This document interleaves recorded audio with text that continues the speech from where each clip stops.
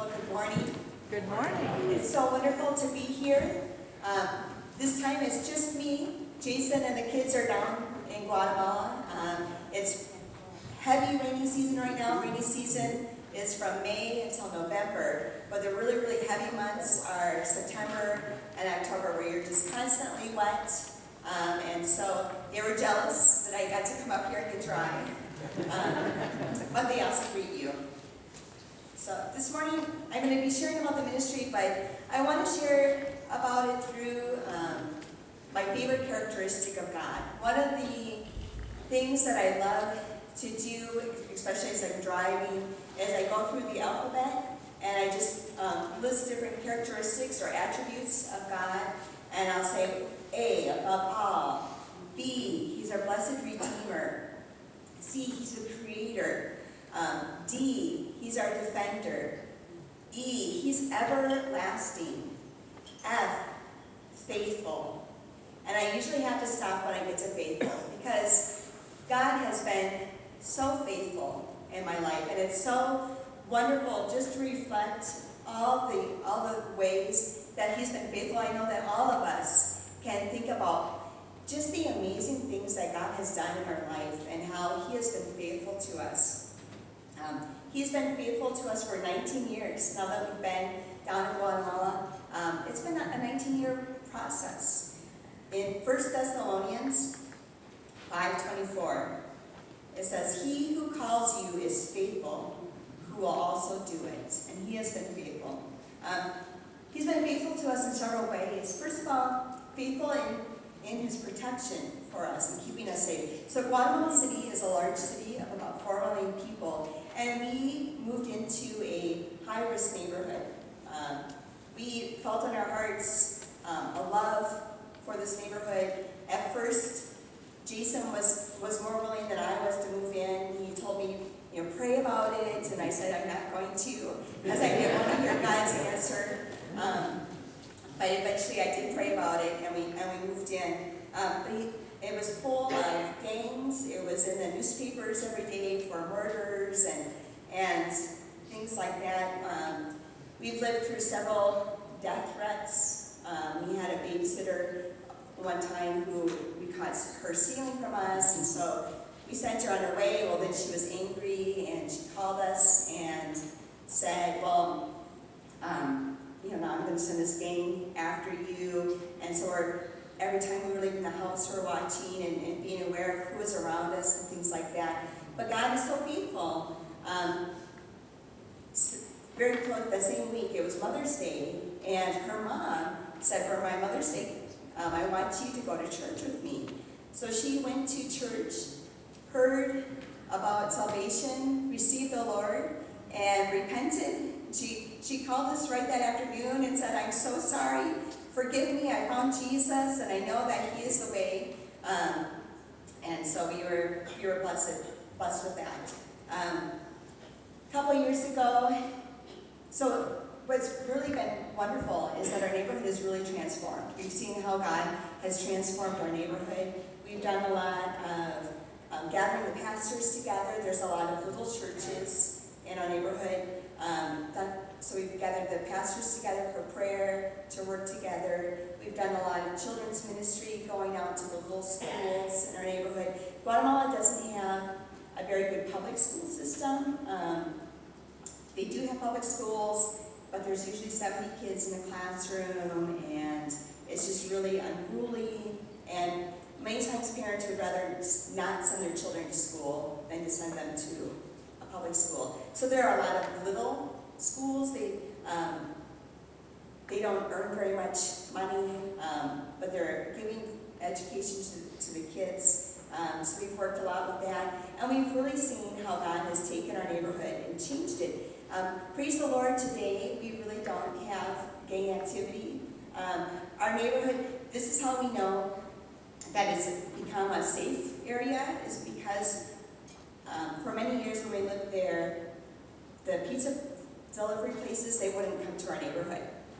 You couldn't say Santa Fe and they wouldn't deliver to your neighborhood. But now they've started delivering to our neighborhood, so that's how you know that it's a much safer zone. Usually the pizza delivery places know more than the police. where you can drive through and things like that. So a couple of years ago, we were concerned because we're right by the airport, and they were deporting many people from the United States, especially gang members from Los Angeles, back to Guatemala, and they would get off the airplane and they would come down to our neighborhood. And so we began to see some signs on the walls. They would paint their symbols, and then another gang would come along and cross it off and put their own symbol and things like that. But nothing evolved. They moved on, and our neighborhood now has become a peaceful neighborhood. It's not perfect, but but we feel very safe in there. We're really thankful to God for what He's done there. He's also been faithful to our family. So I mentioned we have our 3 children, and Zach now is 15, Seth is 13, and Kaylee is 11. They're doing really well. They're happy kids. They're each other's best friends. Of course, all siblings fight, but they also play and they get along. We were concerned years ago. We thought, okay, this is the end of our ministry, because Zach, as he was starting to enter school, he had some significant learning disabilities and learning delays. And so we thought, okay, what's the answer here? Is it now time to move back to the States, United States, and close up everything down here? How can we get this taken care of? And we've really seen how God has been faithful to our family. So there's a missionary kids school, and I've always taught there, but they haven't had the capability of working with children who have learning disabilities. And so we started off with having Zach, and every year thinking this is it, this is the last year, and then God would provide a shadow teacher for the next year. We've had several shadow teachers. We've had several people who've come in and said, I'm here to work with Zach. That's why God has sent me to Guatemala. So that's been a really wonderful, wonderful process. It's been a difficult process, but it's been a great process. And I really am so thankful for the Missionary Kids School. There are about, this year it's a little bit less, 175 students, K through 12th grade, and many of the families this is a story that you hear over and over again. They start out homeschooling, and they're in the village, and their kids are isolated, and they're not happy. They come to the city, they find out that there's no school for missionary kids, so they rent a house in the city, and the dad will be traveling back and forth, or the mom also. And the kids start going to our school, and they're relieved. And the whole family atmosphere has changed, because all of a sudden their children are being taken care of, and they're feeling fulfilled. And they're feeling like, okay, now we can really minister and complete God's calling on our lives, because our kids are being taken care of. And I know that for our family it's been true. And I'm excited because this year I'm taking the year off, but I plan on, we have a new director, and she said, even more I want to see what we can do for kids who don't learn just like everyone else. And so we're looking at exploring some different options and what we can do to serve those missionary families, so when they have a child with special needs, they don't immediately have to go back to the United States, but that they're able to stay in Guatemala and serve the Lord there. And then God is faithful to the widows in the area that we serve. I'm just amazed sometimes when I look around and I think God is such an individual, loving God. He takes care of all of us and our needs. And He knew that there would be this pocket of widows who would have a really hard life. And He thought, you know what? How can I show them my love for them? How can I take care of them? And so He took a couple people from Minnesota and brought them down to Guatemala, and were able to serve them. And it's just amazing how God shows His love to them. This year, we've had the feeding center for 14 years. Actually, just before I came up, they had a parade to honor those who had died. 14 years ago, there was a hurricane which caused landslides, And then, because of the landslides, 10% of the population died in one night. And it really affected, there's 2 neighboring villages that are very impoverished, and it really affected these neighborhoods, or these villages. So we were helping them out.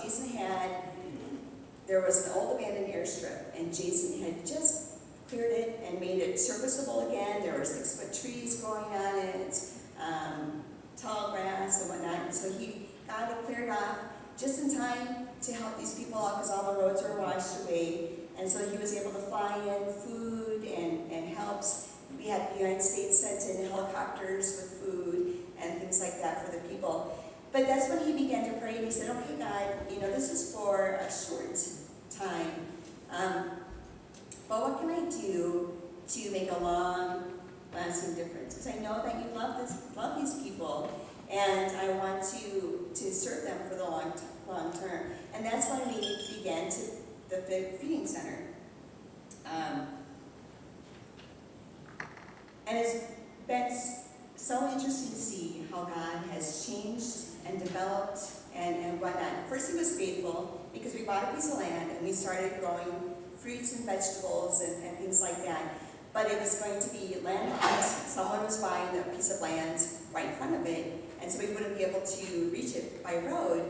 And that's when, this was years ago, probably 12 years ago, when you guys helped step forward so that we could purchase another piece of land and not become landlocked. So that was wonderful. This year we've moved out there. The feeding center has always been for feeding body, soul, and mind. And we're doing construction. It's a distribution center.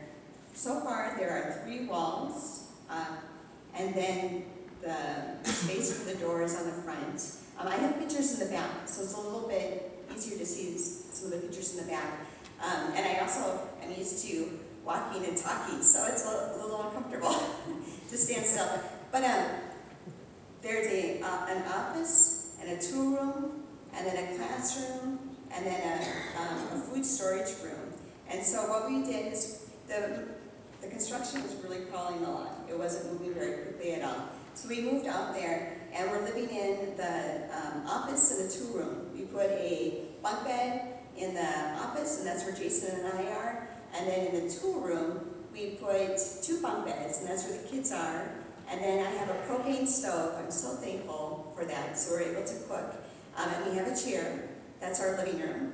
And then I have a couple tables where I can put our kitchen things and stuff like that. And then outside, we have a plastic table up, and that's our dining room table. That's where we do family devotions. That's where we do school and things like that. But right now, because it's been so rainy, it's all muddy. So then we're usually, when we're eating, we're usually inside just because it's been so rainy. But we're out there taking care of the widows. And a lot of these widows also are taking care of their grandchildren. After so many people died, the whole area was just kind of devastated, and they didn't know what to do. And so many of those survivors, they've left. And unfortunately, when they leave, they might remember their family for a couple of years, but then pretty soon you don't hear from them anymore. And they usually have gone either to the city or to Mexico or the United States. So what we do for out there for feeding their body is we have several things in place. First, we have 96 chickens, and so we have an egg program for the ladies. Now, since I was a little girl, I've been afraid of chickens. So God said, what are we going to do with that fear? I think I'm going to give you chickens. So, but praise the Lord, we have 3 kids who are more than able to take care of the chickens. So in the mornings, they get up and they are laying the chickens on the coop and feeding them, and then in the afternoons, they're feeding them, and then at nighttime, they put them back and gather the eggs and stuff like that. So we're able to give the widows eggs. one of the things that we want to do is we want them to have better nutrition. Guatemala is about number one for malnutrition. They're eating, but they're only eating one thing. They're only eating tortillas. And they eat those for breakfast, and they eat those for lunch, and they eat those for supper. So we're hoping, and we're praying, that with the eggs and the other things that we grow there, that their diet will be improved. So we have the eggs, when the chickens stop laying, we give each widow a chicken, so then they have Sunday lunch. We also have avocados.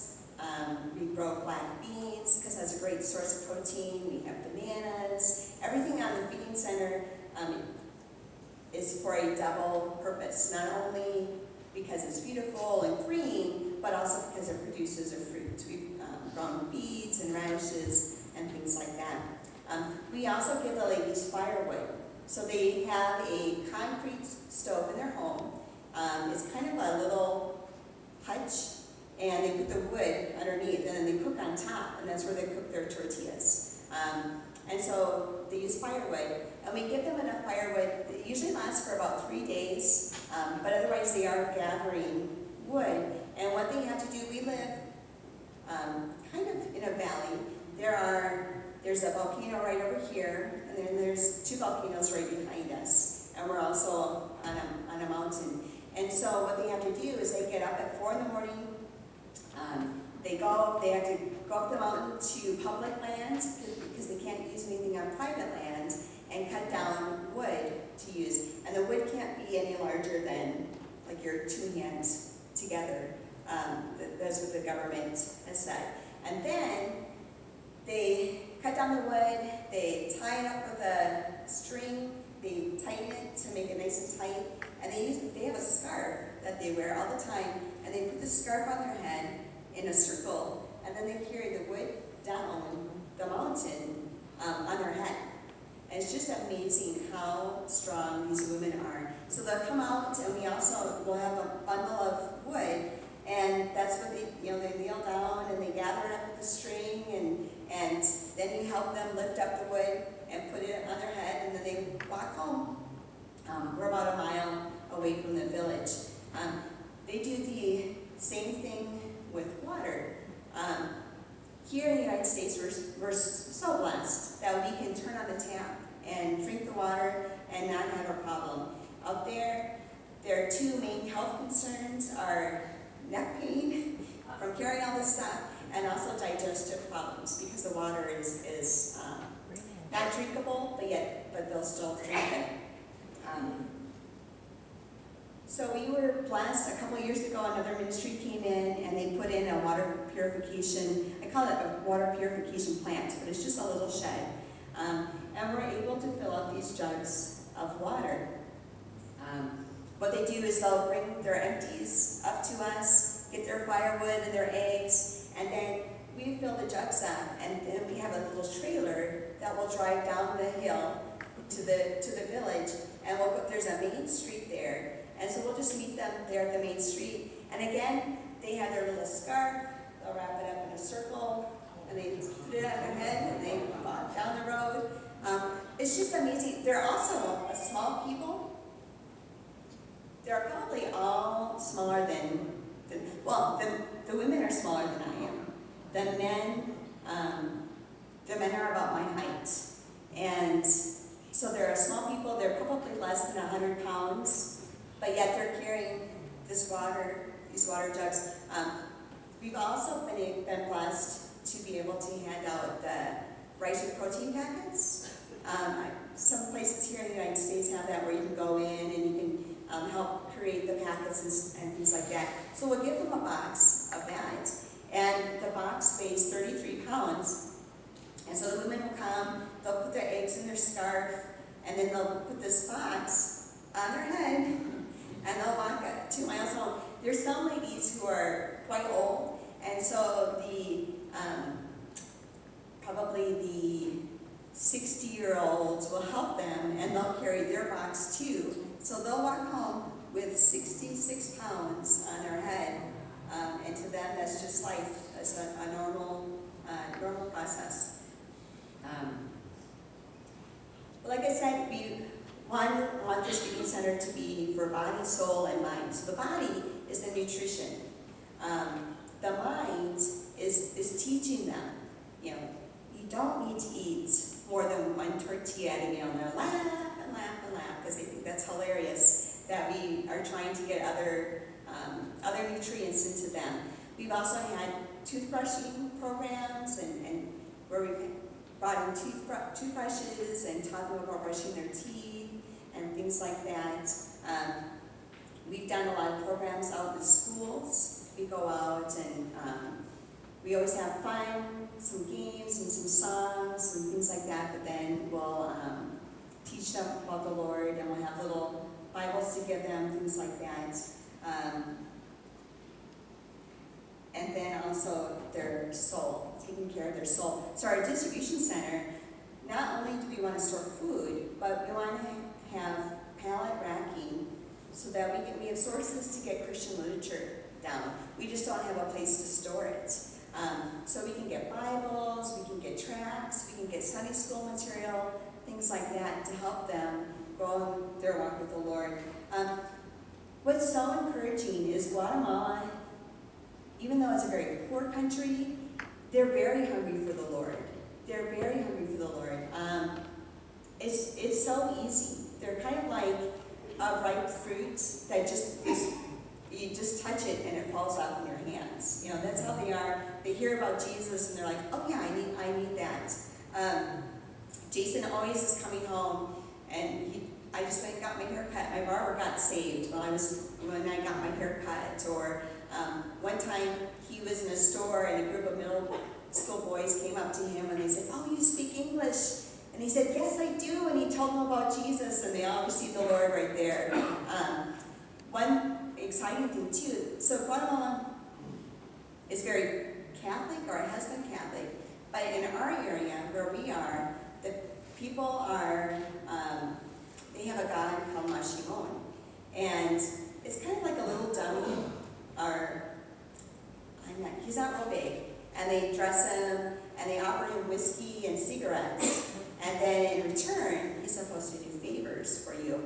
And like I said, it's been really rainy, and our roads have been washing out, and so been trying to save our roads, and we had a man helping us, and we hadn't had him before, we didn't really know him, and he was praying to Mashimon for strength, because it was raining and cold, and he said, Mashimon, please give me strength, help me to dig this dirt, and things like that. And so Jason, he just stopped and he said, did you know that in the Bible, the 10 Commandments say that you should have no other gods before me? And he said, and then also Jesus says, I am the way, the truth, and the life. No one comes to the Father but through me. And that's all he said. And then he walked down the road, and he was working down farther. And after a little bit, this man came down the road to Jason, and he said, you know what? I think I need you to pray for me because I need Jesus. So it's just amazing how we're always having experiences like that where people are so open to God. Jason, if you met Jason, he's never met a stranger, so he's always talking with someone and always having all kinds of conversations. And people are really wanting to know about God and who is this Jesus and how can I serve him and how can I have him in my life. So that's been really exciting.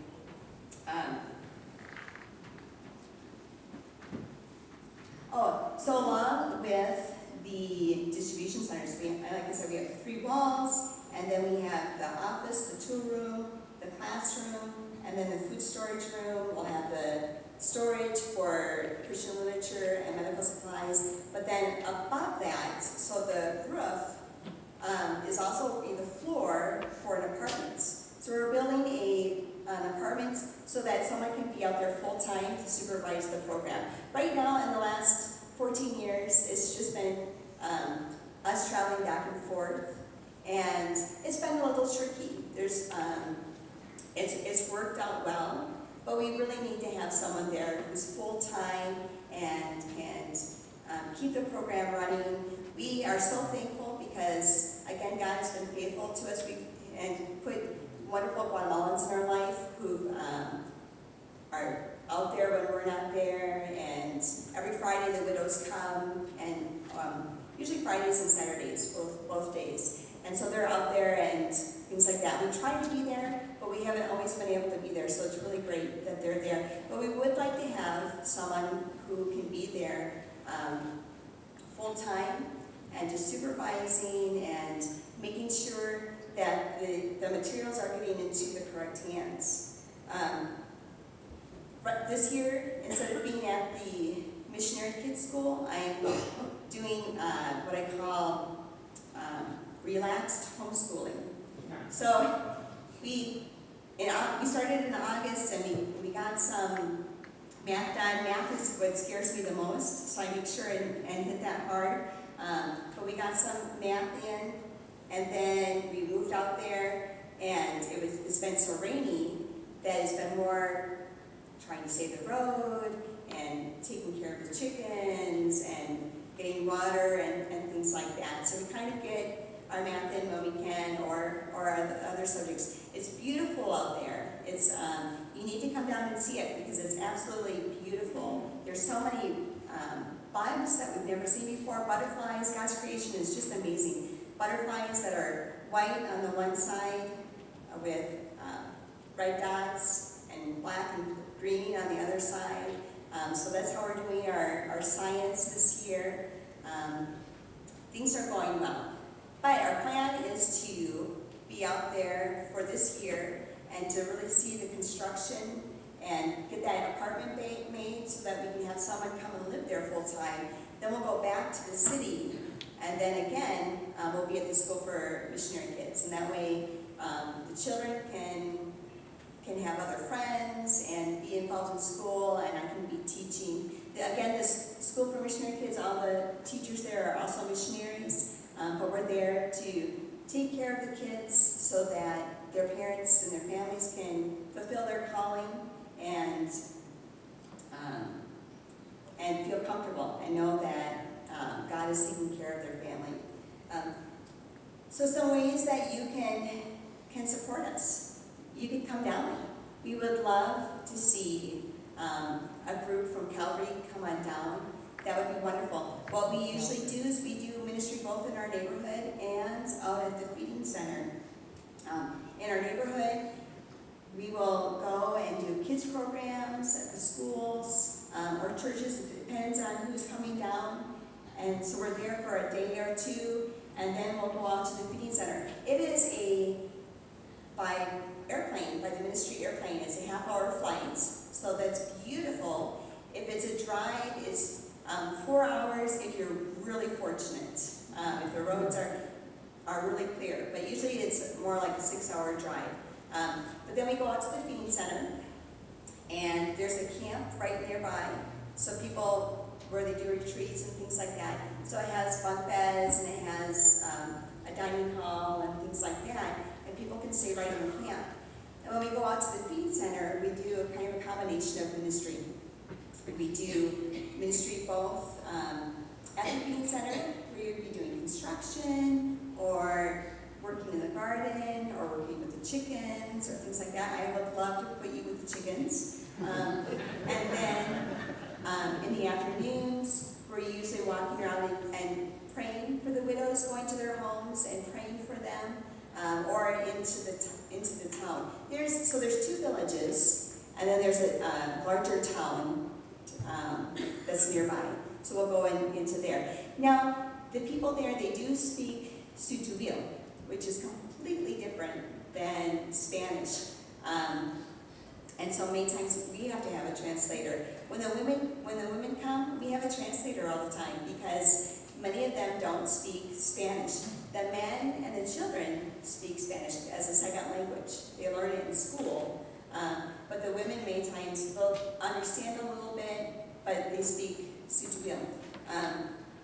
So we always have a translator with us, but we'll do ministry in town. Again, depending on the age of people, we either do kids programs, or we'll, like I said, we walk around and pray for the widows in their homes and things like that. And then in the evening times, it's usually a church service. So that would be one way that you could support love to see a group from Calvary. It's one of those things where I really feel like every Christian should go on a trip and just see how the rest of the world lives and what God is doing and how He is so faithful, not just up here in the United States, but He's also faithful in Guatemala. Of course, you can support us financially. We are always looking for people to support us monthly or special gifts now that we're building. There's a lot of extra expenses. Oh, one thing, I'm going to get the word wrong. The backloader that Pastor Clayton, a few years ago, you donated. It was a backhoe or a backloader or some type of big machine. Skid loader.